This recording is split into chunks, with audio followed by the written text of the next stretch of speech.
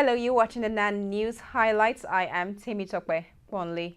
NYC Director General Brigadier General Zachary Sulekazaure has commiserated with corps members and camp officials in Kwara State on the death of a female corps member, Miss Amadi Ichechukwu, last Thursday.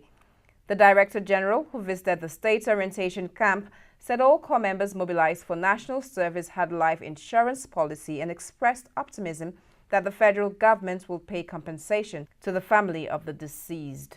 Nobel laureate Professor Wale Soyinka has called on the federal government to do more to end attacks and killings by criminal herdsmen in parts of the country.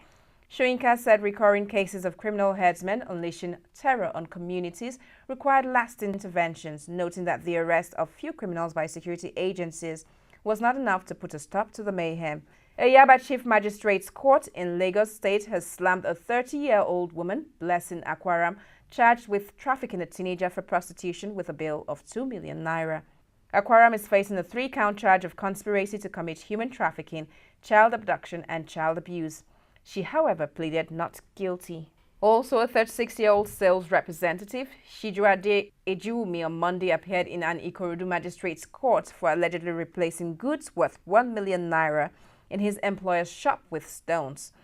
The prosecutor, Sergeant John Iberedem, told the court that the accused usually removed goods stored in cartons and replaced them with stones. The accused pleaded not guilty to the charge. Chinese researchers have found that excess body fat may put people at increased risk of 18 types of cancer.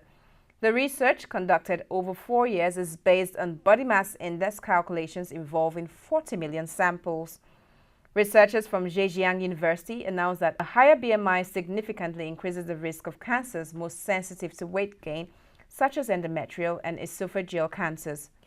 The research showed a gender difference in obesity-related cancers, as women with higher BMIs are more likely to suffer from brain and kidney cancer than men.